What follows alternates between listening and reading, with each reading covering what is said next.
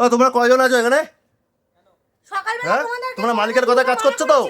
তোমরা মালিকের কথা কাজ করছো তো? মুখগুলো দেখাও দেখি তোমাদের মালিকের মুখগুলো। হ্যাঁ দেখো কি হয় কি না হয়, কি হয়। তোমাদেরকে মানা করা হয়েছে তো? তোমরা মালিকের সাথে কথা বলেছো?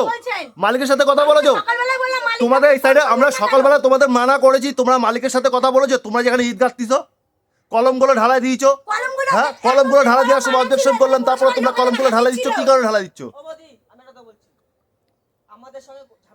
ঝামেলা করছি না, তোমাদের মানা করছি। তোমাদের তো বলে দিলাম তো নো অবজেকশন আছে, আমি তো বলে দিলাম, তারপর তোমরা মালিকের বলছো না কেন? তোমরা মালিকের কথা তোমরা বলছো না কেন যে এখানে তো নো অবজেকশন জানাচ্ছে, আমরা এই সাইডটা কাজ করতে পারবো না? তোমরা কেন বলছো না? কেস যখন চলছে কি করে তোমরা এদিকে কেন কাজ হয়? বলছো না? আমার এটা হচ্ছে কথা।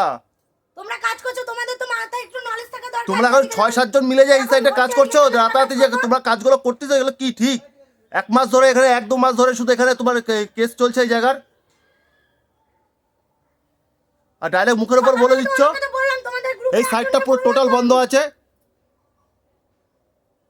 মালিককে তোমরা ফোন করতে পারতো সকালবেলা, আমি যখন